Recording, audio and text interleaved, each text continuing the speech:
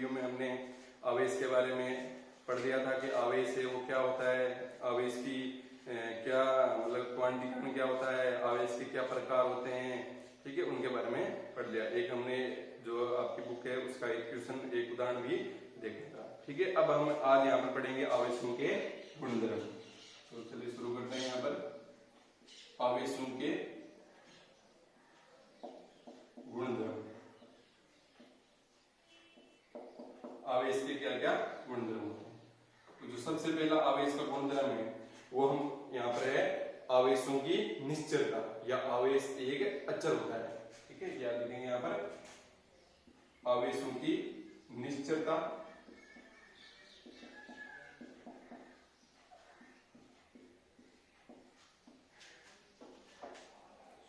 निश्चलता, या बोल सकते हैं इसको आवेश है वो क्या होता है, आवेश अचर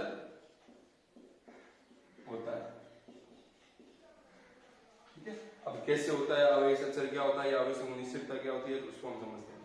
आइंस्टीन ने अपना एक सापेक्षता का सिद्धांत दिया था, ठीक है। तो उसको आज हम देखते हैं। यहां पर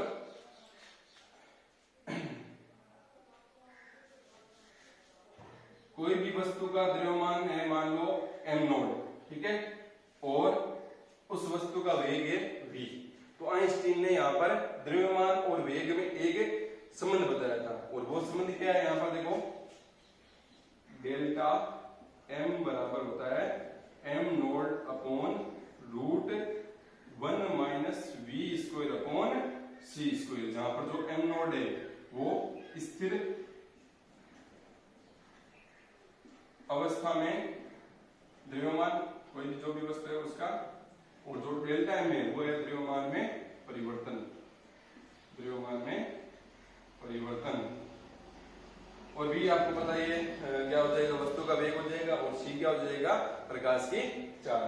तो आइंस्टीन ने क्या संबंध बताया था कि जब भी किसी वस्तु का वेग बढ़ता है, बिल्कुल ध्यान से समझना मैं क्या बोल रहा हूं, जब भी किसी वस्तु का वेग बढ़ता है तो उसका द्रव्यमान भी बढ़ता है।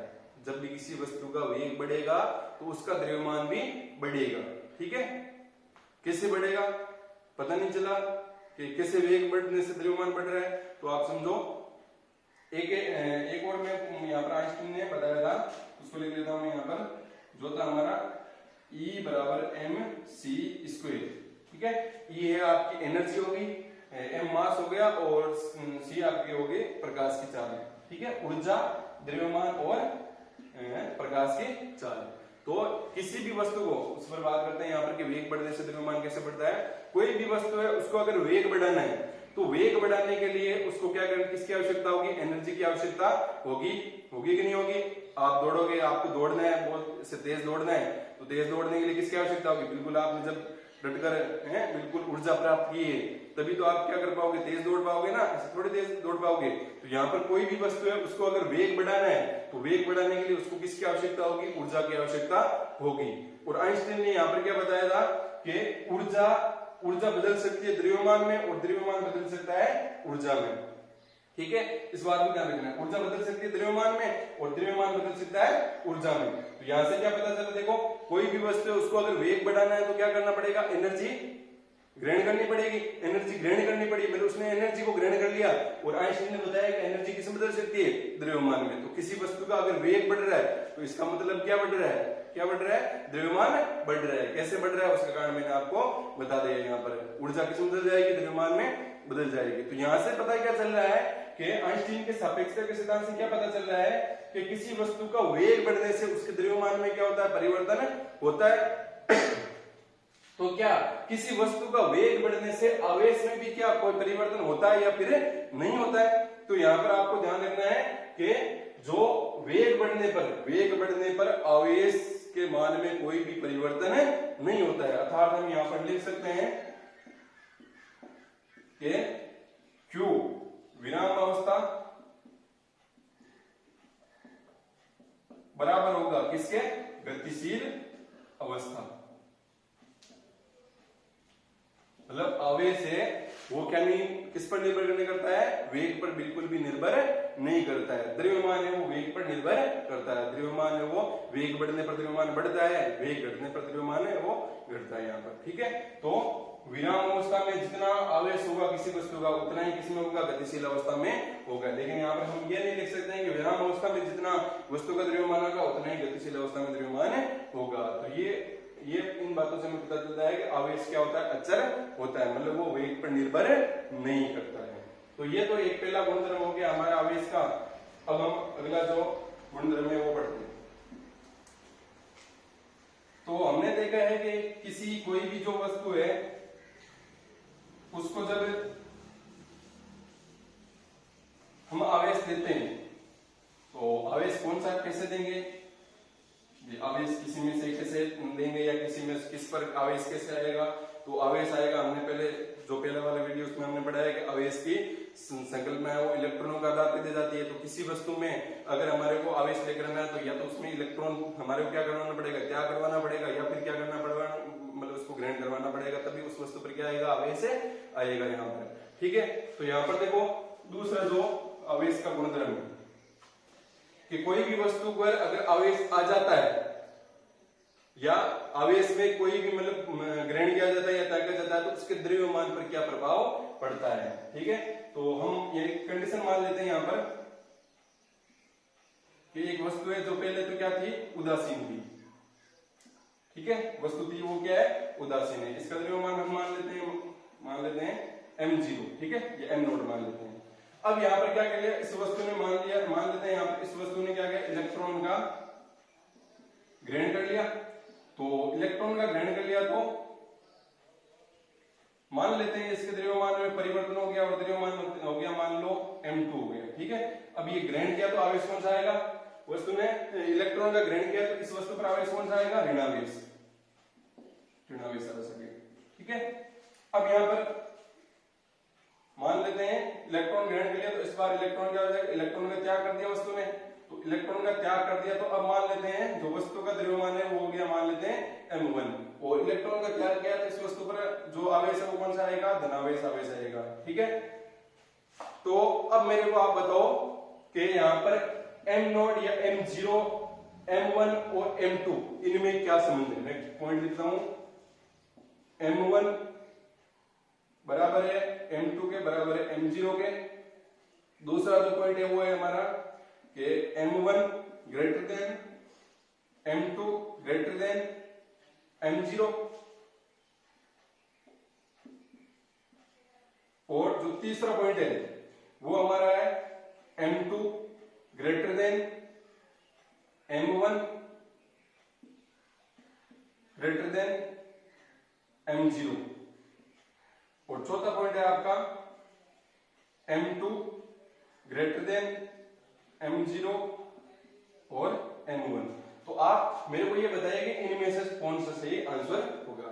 फटाफट से आपको देता हूं समय कुछ 5 सेकंड का, आप बताइए फटाफट से दिमाग में रहेगा कि यहाँ पर द्रव्यमान में क्या परिवर्तन आएगा जब इलेक्ट्रॉन पर इलेक्ट्रॉन त्यागा जाएगा या इलेक्ट्रॉन ग्रहण किया जाएगा या वस्तु उदासीन होगी तो क्या मतलब सबका जो वस्तु है उन सबका द्रव्यमान बराबर होगा या फिर किसी का ज्यादा होगा किसी का कम होगा। ठीक है, सोच लिया। चलो अब हम इसको यहाँ पर देखते हैं, अभी देख लेते हैं। ठीक है, एक ही रखना है, ऐसे नहीं है कि बाद में वापस में बताऊं तो बोला हाँ तो हमने तो यही सोचा था हमारा तो सही हो गया। नहीं, अभी जो सोचा है अभी ये फिक्स कर लो कि पहला दूसरा तीसरा ऐसा था, इसमें से कौन सा आपका आंसर है। ठीक है, अब यहाँ पर हम देखते हैं यहाँ पर कि क्या होगा। अब देखो यहाँ पर वस्तु ने क्या किया, एक उदासीन वस्तु थी, उस उदासीन वस्तु ने क्या किया, यहाँ पर एक इलेक्ट्रॉन का ग्रहण किया। ठीक है, एक इलेक्ट्रॉन का ग्रहण कर लिया। अब एक इलेक्ट्रॉन का ग्रहण किया तो हमने यहाँ पर पढ़ा है कि एक इलेक्ट्रॉन का जो द्रव्यमान होता है वो कितना होता है, 9.1 इंटू 10 की पावर माइनस 31 kg। पढ़ा है नहीं पढ़ा, सबने पढ़ा है ना। एक इलेक्ट्रॉन का एम यहाँ पर क्या है, एक इलेक्ट्रॉन का द्रव्यमान, ये है एक इलेक्ट्रॉन का द्रव्यमान। ठीक है, तो एक इलेक्ट्रॉन का द्रव्यमान कितना होता है, 9.1 इंटू 10 की पावर माइनस 31 kg होता है यहाँ पर। तो यहाँ पर देखो उदासीन वस्तु ने क्या किया, एक इलेक्ट्रॉन का क्या किया, ग्रहण किया। ठीक है, तो एक इलेक्ट्रॉन का जैसे ही ग्रहण किया, ग्रहण कर लिया ना, तो मतलब क्या हो गया, उसके द्रव्यमान में क्या होगी, वृद्धि होगी। क्यों होगी, उदासीन वस्तु थी, उसने एक इलेक्ट्रॉन का ग्रहण किया, एक इलेक्ट्रॉन के पास में द्रव्यमान था, मतलब उसका भी द्रव्यमान मिक्स हो गया, हो गया नहीं हो गया। इसका मतलब क्या हुआ, जो M2 द्रव्यमान है, जो जो ये वस्तु है, ठीक है, ये वस्तु है, इसका द्रव्यमान है वो क्या हो जाएगा, ज्यादा हो जाएगा ना इसे उदासीन वस्तु से। क्यों हो गया, क्योंकि इसने क्या कर लिया, इस वस्तु ने क्या कर लिया, एक इलेक्ट्रॉन का क्या कर लिया, ग्रहण कर लिया, और एक इलेक्ट्रॉन ग्रहण करेगा तो एक इलेक्ट्रॉन का इतना द्रव्यमान है वो इसके साथ में ऐड हो गया। अब यहाँ पर देखो, इस वस्तु की बात करते हैं यहाँ पर, तो यहाँ पर क्या हुआ, एक इलेक्ट्रॉन का त्याग हुआ, तो एक उदासीन वस्तु थी, उस उदासीन वस्तु में से एक इलेक्ट्रॉन निकल गया। अब एक इलेक्ट्रॉन का द्रव्यमान कितना होता है, एक इलेक्ट्रॉन का द्रव्यमान होता है 9.1 × 10⁻31 kg। अब वो द्रव्यमान अगर निकल गया, वो द्रव्यमान निकलते ही उसका द्रव्यमान कितना हो गया, इसके द्रव्यमान जितना, तो क्या हो गया, द्रव्यमान कम ही हो गया। तो सीधी सी बात यहाँ पर हमें पता चल रही है कि जो वस्तु है, जो ये वस्तु है, उसका जो द्रव्यमान वस्तु है उसका द्रव्यमान क्या हो गया, कम हो गया, किसके अपेक्षा, इस उदासीन वस्तु की अपेक्षा क्या हो गया, कम हो गया।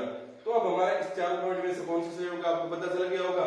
इस वस्तु के तो द्रव्यमान में क्या होगी, वृद्धि होगी, इस वस्तु के द्रव्यमान में क्या होगी, कमी होगी।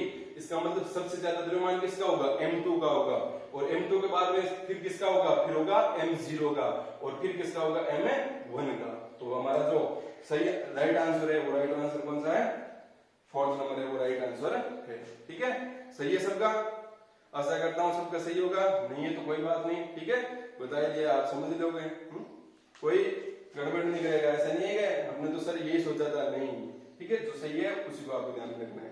तो हमने ये समझ लिया कि द्रव्यमान में क्या परिवर्तन होगा, कोई भी वस्तु है वो इलेक्ट्रॉन ग्रहण करेगी, इलेक्ट्रॉन त्यागेगी, तब उसके द्रव्यमान में क्या परिवर्तन आएगा, वो हमने यहाँ पर पढ़ लिया।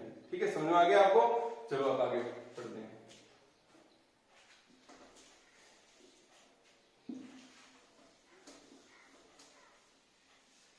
समझ में तो आ रहा है ना, ऐसा नहीं है?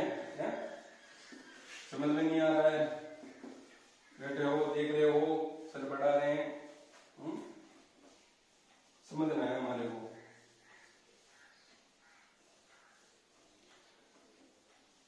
बिल्कुल जो भी चीजें पढ़ाई जाती है बिल्कुल आप उनको ढंग से समझोगे, बिल्कुल आप अच्छे नंबर ला पाओगे।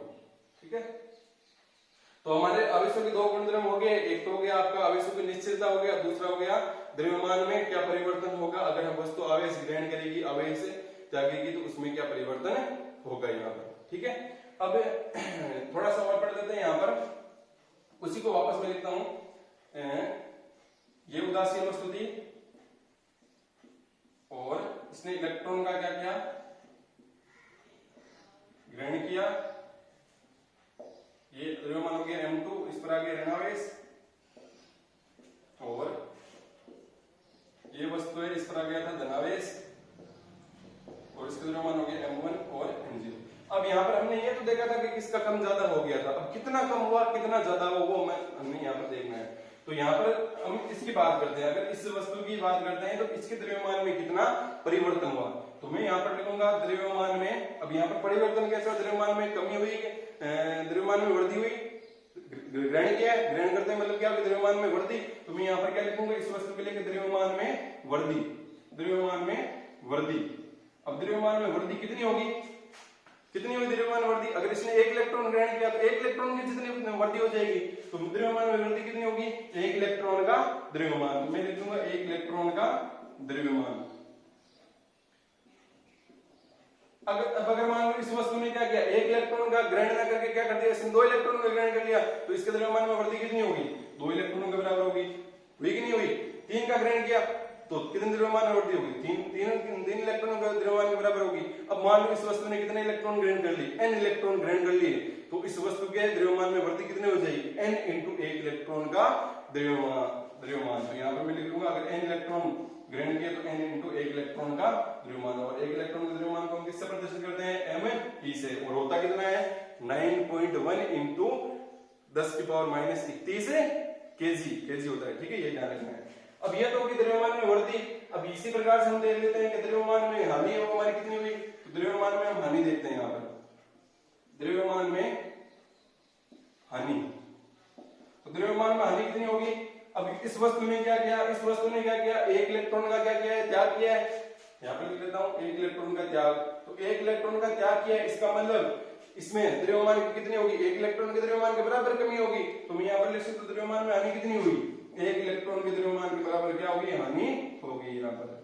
ठीक है, अब इसी प्रकार से मैं यहाँ पर लिख सकता हूँ, बोल सकता हूँ कि अगर 2 इलेक्ट्रॉन त्यागेगा तो 2 इलेक्ट्रॉन के बराबर हानि हो जाएगी। 3 इलेक्ट्रॉन त्यागेगा तो 3 इलेक्ट्रॉनों के जितना द्रव्यमान कम हो जाएगा। 4 इलेक्ट्रॉन त्यागेगा तो 4 इलेक्ट्रॉन जितना क्या हो जाएगा, द्रव्यमान कम हो जाएगा। तो ऐसे करते करते मान लो उसने n इलेक्ट्रॉन त्याग दिए तो द्रव्यमान में कितनी कमी हो जाएगी, n इंटू एक इलेक्ट्रॉन का द्रव्यमान। तो द्रव्यमान में हानि कितनी हो जाएगी, अगर उसने क्या कर दिया था, वस्तु ने क्या कर दिया, n इलेक्ट्रॉन त्याग दिए तो कितना हो जाएगा द्रव्यमान में हानि, n इंटू एक इलेक्ट्रॉन का द्रव्यमान। और द्रव्यमान में वर्दी हमने निकाली n इंटू एक इलेक्ट्रॉन का द्रव्यमान। अब इन दोनों लाइन से हम क्या लिख सकते हैं यहाँ पर कि द्रव्यमान में हानि और द्रव्यमान में वृद्धि। अब इनको एक साथ कैसे लिखेंगे, द्रव्यमान में परिवर्तन। तो मैं यहाँ पर लिखूंगा द्रव्यमान में परिवर्तन। तो द्रव्यमान में परिवर्तन किसके बराबर हो जाएगा, n यहाँ पर क्या हो जाएगा, स्थानांतरित इलेक्ट्रॉनों की संख्या या जो भी इलेक्ट्रॉन निकले हैं ग्रहण किए जो भी है उनकी, और इंटू एक इलेक्ट्रॉन का द्रव्यमान, इंटू एक इलेक्ट्रॉन का द्रव्यमान। तो फॉर्मूले के रूप में लिखेंगे तो यहाँ पर कैसे लिखेंगे, द्रव्यमान में परिवर्तन को हम क्या लिख सकते हैं, डेल्टा m लिख सकते हैं। तो यहाँ पर परिवर्तन होता है उसको डेल्टा से प्रदर्शित करते हैं। तो डेल्टा m बराबर किसके हो जाएगा, n into m e। m e क्या है आपका, इलेक्ट्रॉन का द्रव्यमान। तो ये आपका एक फॉर्मूला आ गया, आपको इसको बिल्कुल ध्यान में रखना है। ठीक है, तो कैसे हुआ, बिल्कुल आसान तरीके से द्रव्यमान में हानि हम देख ली कैसे हुई थी। एक जितने इलेक्ट्रॉन त्यागेगा उतनी हानि होगी, जितने इलेक्ट्रॉन ग्रहण करेगा उतनी वृद्धि होगी। दोनों को हमने साथ में ले लिया, हानि और वृद्धि दोनों क्या बोल सकते हैं, परिवर्तन हो गया। तो द्रव्यमान में परिवर्तन किसके बराबर हो गया, n। यहाँ पर देखो n क्या हुआ था, जो इलेक्ट्रॉन ग्रहण किए थे ये त्याग दिए थे वो n यहाँ पर लिख लिया। एक इलेक्ट्रॉन का द्रव्यमान हमें पता है कितना होता है, 9.1 × 10⁻31 kg। तो ये हमारा एक फॉर्मूला आ गया। ठीक है, तो जो आपका बुक का जो अगला उदाहरण है वो इसी फॉर्मूले पर आधारित है। ठीक है, तो अभी हम उस क्वेश्चन को करते हैं, हम उदाहरण करते हैं। इसको रब कर देता हूं मैं।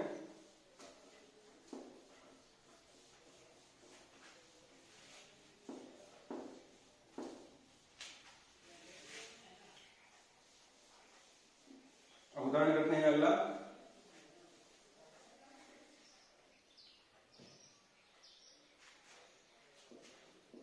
उदाहरण नंबर 2, किसी वस्तु को आवेशित करने पर, किसी वस्तु को आवेशित करने पर, बिल्कुल एग्जैक्ट तो नहीं लिख रहा हूं मैं लेकिन वही है। ठीक है, किसी वस्तु को आवेशित करने पर उसके द्रव्यमान में 9.1 नैनोग्राम, NNG है आपके, ठीक है, नैनोग्राम, 9.1 नैनोग्राम द्रव्यमान में वृद्धि हो जाती है तो पहला हमारे को बोला गया है कि उस वस्तु को कितने इलेक्ट्रॉन दिए गए, वस्तु को कितने इलेक्ट्रॉन दिए गए। दूसरा जो हमारा बोला है उसके अंदर कि जो आवेश है उसकी प्रकृति बताइए, आवेश का मान व उसकी प्रकृति, कि कितना आवेश है। भाई सीधी सी बात है यहाँ पर कि आवेशित किया है तो आवेश का मान तो होगा ना, कितना आवेश हुआ है। तो आवेश का मान व उसकी प्रकृति, प्रकृति मतलब वो धनावेश है या फिर ऋणावेश है।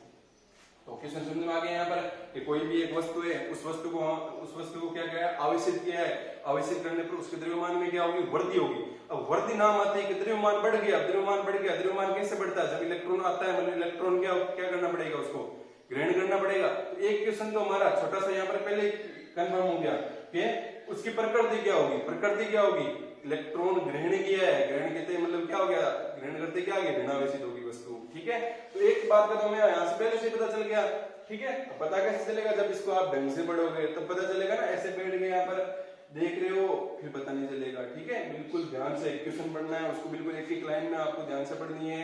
ठीक है, मात्रा कैसे चेंज करना है वो भी आपको देखना है। ऐसे नहीं है कि जो भी क्वेश्चन के अंदर मात्रक आया वही यहाँ पर लगा दिया। सारे मात्रक एक पद्धति में होने चाहिए। एसआई पद्धति है तो पूरे क्वेश्चन के अंदर जितने भी मात्रक है वो सारे एसआई पद्धति में लिखने हैं, सीजीएस पद्धति में तो सारे सीजीएस पद्धति में आपको लिखने हैं यहाँ पर। ठीक है, तो यहाँ पर हमें सबसे पहले जो क्वेश्चन पूछा गया है इसको सोल्यूशन हम कर लेते हैं, हल लिख लेते हैं। तो सबसे पहला जो है वो है वस्तु को कितने इलेक्ट्रॉन दिए गए, मतलब किसकी निकालनी, किसकी संख्या निकालनी है, वस्तु को जो इलेक्ट्रॉन कितने दिए गए तब उसके द्रव्यमान में परिवर्तन हुआ है। तो अभी हमने यहाँ पर पीछे पढ़ा था कि द्रव्यमान में परिवर्तन किसके बराबर होता है, n इंटू एक इलेक्ट्रॉन का द्रव्यमान होता कि नहीं होता है। तो यहां से हम वही लिख लेते हैं यहाँ पर। तो वस्तु को कितने इलेक्ट्रॉन दिए गए, तो वही हमारा फॉर्मूला हो गया डेल्टा m बराबर क्या हो जाएगा, डेल्टा m बराबर n इंटू m e। ठीक है, अब यहाँ पर द्रव्यमान में परिवर्तन, हमारे को द्रव्यमान परिवर्तन निकाल लेते हैं। डेल्टा m हमारे को दे रखा है 9.1 नैनोग्राम। अब नैनोग्राम को हमारे को किस में बदलना पड़ेगा, पहले तो किस में बदलना पड़ेगा, इसको ग्राम में बदलना पड़ेगा। तो हमने पढ़ा है नैनोग्राम को हम किस में लिख सकते हैं, ग्राम में लिखेंगे कितना आएगा, 9.1 इंटू 10 की पावर माइनस 9 ग्राम। ठीक है, अब इस ग्राम को हमारे को किस में बदलना पड़ेगा, केजी में बदलना पड़ेगा। क्यों बदलना पड़ेगा, उसका कारण है क्योंकि इलेक्ट्रॉन का द्रव्यमान है वो किसमें है हमारा 9.1 इंटू 10 की पावर माइनस 31 केजी, इसलिए हमारे को द्रव्यमान परिवर्तन भी किसमें बदलना पड़ेगा, केजी में बदलना पड़ेगा। तो इसको केजी में बदल लेते हैं। यहाँ पर कितना हो जाएगा 9.1 इंटू 10 की पावर कितना हो जाएगा, यहाँ पर ग्राम को मतलब केजी में बदलना है तो क्या करेंगे, 1000 का भाग देंगे, 1000 का भाग देंगे तो कितना हो जाएगा, ऊपर जब 1000 आएगा तो 10 की पावर कितना आ जाएगा, -3 आ जाएगा। 10 की पावर -3 मतलब कितना हो गया, 9 और -3 हो जाएगा हमारा 9.1 इंटू 10 की पावर कितना हो जाएगा -12 केजी। तो द्रव्यमान में हमारा परिवर्तन आ गया, कितना आ गया 9.1 इंटू 10 की पावर -12 केजी। अब हमारे को यहाँ पर निकालना क्या है, वस्तु में को कितने इलेक्ट्रॉन दिए गए। तो यहाँ पर डेल्टा m बराबर कितना हो जाएगा हमारा, n का मान रखते हैं यहाँ पर, सॉरी n तो हमें याद करना है। यहाँ पर डेल्टा m का मान रख देते हैं, डेल्टा m का मान है 9.1 इंटू 10 की पावर -12 और n का मान तो याद करना है, n का मान कितना होता है 9.1 इंटू 10 की पावर -31 केजी। ठीक है, यहाँ पर केजी लगा देते हैं। 9.1 से 9.1 क्या हो गया, यहाँ पर कैंसिल हो गया, तो कितना हो गया यहाँ पर n का मान कितना आ गया हमारे पास में 10 की पावर -12 और जब ये यहाँ पर नीचे आएगा और फिर इसको ऊपर देते हैं तो कितना हो जाएगा 10 की पावर 31 हो जाएगा यहाँ पर। तो n बराबर कितना हो जाएगा, यहाँ पर 10 की पावर कितना हो जाएगा 31 और 12 कितना हो गया 19। ठीक है, तो n बराबर आ जाएगा 10 की पावर 19 इलेक्ट्रॉन। तो कोई भी वस्तु है, किसी भी वस्तु है, उसको उसके द्रव्यमान में अगर वृद्धि 9.1 नैनोग्राम करनी है तो उसको कितने इलेक्ट्रॉन हमारे को देने पड़ेंगे, 10 की पावर 19 इलेक्ट्रॉन उसको देने पड़ेंगे, तब उसके द्रव्यमान में 9.1 नैनोग्राम वृद्धि हो जाएगी। तो पहला तो हमारा आ गया। अब हम करते हैं दूसरा कि आवेश का मान क्या है, इसको मैं रब कर देता हूं, आवेश का मान निकालते हैं। तो आवेश का मान मतलब किसका मान, Q का मान, आवेश का मान। तो Q बराबर हमारे पास में फॉर्मूला होता है n e। तो यहाँ से Q तो निकालना हमारे को, n का मान हमारे पास में है, मतलब स्थानांतरित इलेक्ट्रॉनों की संख्या जो हमारे में यहाँ पर है हमारे पास में 10 की पावर कितनी होगी 19 इंटू ई मतलब क्या होता है इलेक्ट्रॉन का आवेश कितना होता है 1.6 इंटू 10 की पावर -19 कूलम। ठीक है, तो कितना हो गया यहाँ पर Q बराबर 10 की पावर 19 और 10 की पावर 19 कैंसिल हो गया तो कितना हो गया 1.6 कूलम। तो उस वस्तु पर आवेश कितना आ गया 1.6 कूलम आवेश आ गया। ठीक है, और आवेश की प्रकृति, तो आवेश की प्रकृति क्या होगी, सीधी सी बात है यहाँ पर कि हमने क्या किया, उसके द्रव्यमान में वृद्धि की है। द्रव्यमान में वृद्धि कब होती है, जब आवेश का किया जाता है, ग्रहण किया जाता है। और कोई भी वस्तु आवेश ग्रहण करेगी, सॉरी इलेक्ट्रॉन ग्रहण करेगी, तो इलेक्ट्रॉन ग्रहण करने से उसमें वो उस पर आवेश बन जाएगा, ऋणावेश आ जाएगा। तो जो दूसरा हमारा एक वस्तु है वो क्या हो जाएगी, वस्तु ऋणावेशित होगी। ठीक है, तो ये हमने एक पूरा एग्जांपल कर लिया, इसको आपको बिल्कुल अच्छे तरीके से हमने समझ लिया था इससे पहले। अब ये हुआ बिल्कुल हमने अच्छे तरीके से ये सारे फॉर्मूले कैसे लगाए, जब हमारे को पहले पता था कि द्रव्यमान में हम परिवर्तन कैसे निकालते हैं, उसका मैंने बिल्कुल आपको तरीके से समझाया था कि द्रव्यमान में हम परिवर्तन कैसे निकालेंगे, आवेश का क्वांटीकरण क्या होता है उसके बारे में मैंने आपको बताया था। ठीक है, तो ये आपके उदाहरण हो गए।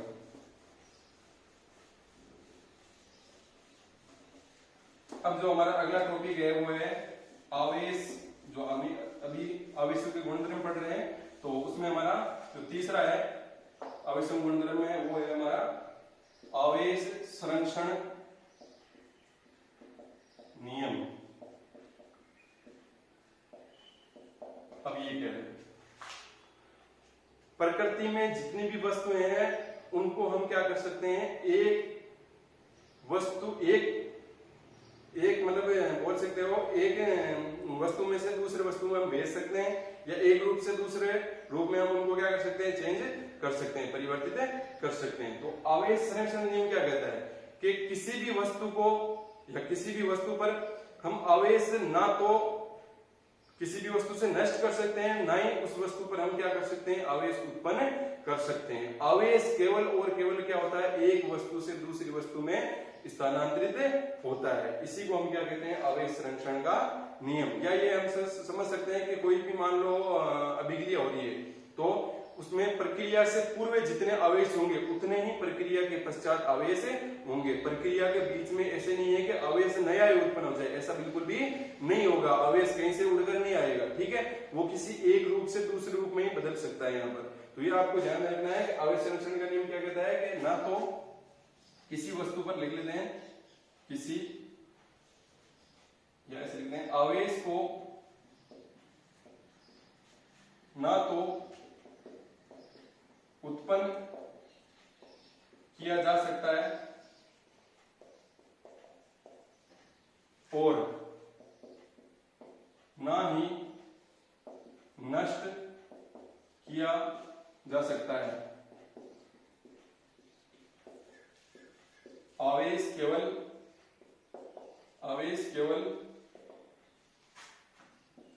एक वस्तु से दूसरी वस्तु में स्थानांतरित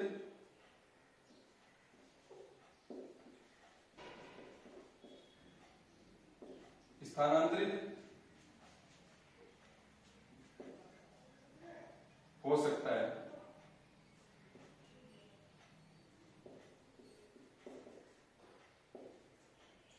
ठीक है, तो आवेश को ना तो हम क्या कर सकते हैं, उत्पन्न कर सकते हैं, और ना ही हम उसको क्या कर सकते हैं, नष्ट कर सकते हैं। आवेश को केवल और केवल हम क्या कर सकते हैं, एक वस्तु से दूसरी वस्तु में हम क्या कर सकते हैं, स्थानांतरित कर सकते हैं। ठीक है, तो ये आपको बिल्कुल यहाँ पर ध्यान रखना है, ये आवेश संरक्षण का नियम कहते हैं। यहाँ पर हम एक चीज और लिख सकते हैं कि प्रक्रिया के पूर्व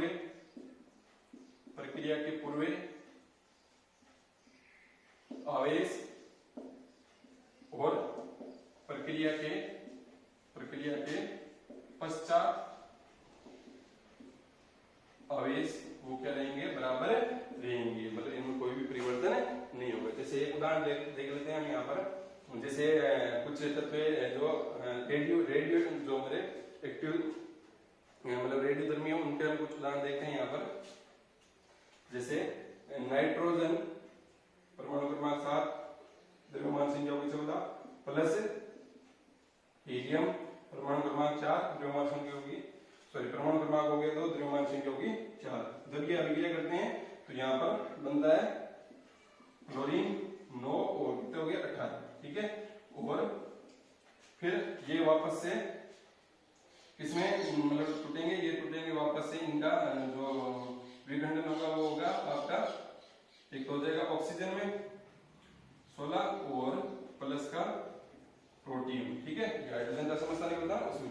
तो यहाँ पर हमारे को देखना है कि प्रक्रिया के पूर्व और प्रक्रिया के पश्चात है वो कितना आवेश रहते हैं। तो प्रक्रिया के पूर्व हम आवेश देख लेते हैं। नाइट्रोजन है, नाइट्रोजन पर आवेश कितना रहेगा, नाइट्रोजन पर आवेश कितना रहेगा, नाइट्रोजन पर आवेश रहेगा हमारा 7 इलेक्ट्रॉन के बराबर रहेगा, क्योंकि इसका परमाणु क्रमांक कितना है 7 है, और कोई भी आवेश नहीं है तो 7 इलेक्ट्रॉन के बराबर आवेश, और प्लस इस पर कितना आवेश रहेगा 2 इलेक्ट्रॉन के बराबर, और यहाँ पर कितना आवेश है हमारा, यहाँ पर 9 इलेक्ट्रॉन है, और यहाँ पर कितना हो गया 8 इलेक्ट्रॉन और प्लस का कितना हो गया 1 इलेक्ट्रॉन हो गया। समझ आ रहा है ना? यहाँ पर जितना परमाणु क्रमांक होता है उतना ही तो हमारे वहां पर उस पर इलेक्ट्रॉन होते हैं ना, तो जितने इलेक्ट्रॉन होंगे उतने उस पर आवेश होगा, क्योंकि हम आवेश की संकल्पना किसके आधार पर देते हैं? इलेक्ट्रॉन के आधार पर।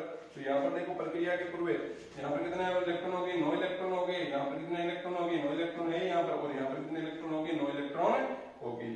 ठीक है, तो मतलब प्रक्रिया के पूर्व और प्रक्रिया के पश्चात है वो आवेश क्या रहता है यहाँ पर आपका बराबर रहता है, उसमें कोई भी परिवर्तन नहीं होता है। ठीक है, तो ये आपको ध्यान रखना है कि आवेश संरक्षण नियम क्या कहता है कि ना तो आवेश को उत्पन्न कर सकते हैं ना ही आवेश को नष्ट कर सकते हैं। आवेश केवल एक रूप से या एक वस्तु से दूसरी वस्तु में स्थानांतरित किया जा सकता है। प्रक्रिया से पूर्व और प्रक्रिया के पश्चात है वो आवेश है आपका बराबर रहता है यहाँ पर। ठीक है, एक बात है यहाँ पर कि कोई भी वस्तु है, मैं यहाँ पर एक लाइन लिखूं कि उदासीन वस्तु में वस्तु पर आवेश शून्य होता है। तो जो उदासीन वस्तु होती है उस पर आवेश शून्य होता है। होता है कि नहीं होता है? होता है ना? नहीं होता है, ये गलत है। ठीक है, कोई भी उदासीन वस्तु हो उस पर आवेश होगा, कुल नेट आवेश है उस पर क्या रहेगा? शून्य होगा। मैं यहाँ पर इसको थोड़ा सा इसको यहाँ पर तरीके से लिखूंगा, तो क्या लिखूंगा? उदासीन वस्तु पर कुल नेट आवेश है वो क्या होता है? शून्य होता है। कुल नेट आवेश शून्य होता है, ना कि ये गलत है और ये आपका राइट है। तो ये भी आपको ध्यान में रखना है। तो ये हमने आवेशों के गुणधर्म पढ़ लिए हैं। ठीक है, आवेशों का संरक्षण, यहाँ पर आवेश संरक्षण नियम हमने पढ़ लिया यहाँ पर। ठीक है, तो आपको अभी हमने इसी टॉपिक में आवेशों गुणधर्म में हमने सबसे पहले पढ़ा था आवेशों की निश्चलता पढ़ी थी। मतलब आवेश है वो क्या होता है? अचर होता है, वो वेग पर निर्भर नहीं करता है। फिर हमने द्रव्यमान में परिवर्तन देखा था कि किस प्रकार से आवेश के आ जाने से या फिर चले जाने से वो द्रव्यमान में वृद्धि या द्रव्यमान में परिवर्तन होता है। फिर उसके बाद में हमने देखा यहाँ पर आवेश संरक्षण का नियम कि किसी भी वस्तु है मतलब आवेश है उसको हम उत्पन्न नहीं कर सकते हैं और किसी भी वस्तु पर वहां से नष्ट नहीं कर सकते हैं। वो केवल क्या होगा? एक वस्तु से दूसरी वस्तु में क्या हो जाएगा? स्थानांतरित हो जाएगा। और ध्यान रखना है उदासीन वस्तु पर हम यहाँ पर बोलेंगे कि उदासीन वस्तु पर कुल नेट आवेश शून्य होता है, ना कि ये बोलेंगे कि उदासीन वस्तु पर आवेश है वो शून्य होता है। ठीक है, तो आपको समझ में आ गया होगा। ठीक है, और जो पीछे का वीडियो है वो भी आप मतलब देख लीजिएगा अगर नहीं समझ में आया, और इसको भी देख लेना है। कोई भी आपके डाउट रहते हैं तो आप यहाँ पर कमेंट में लिख सकते हो, या फिर जो आपका व्हाट्सएप ग्रुप बनाया है उसमें जाकर आप लिख सकते हो। ठीक है, किसी को वीडियो को आगे ज्यादा से ज्यादा शेयर करना है, चैनल को सब्सक्राइब करना है, और जो भी बच्चे 12th के हैं उनको ये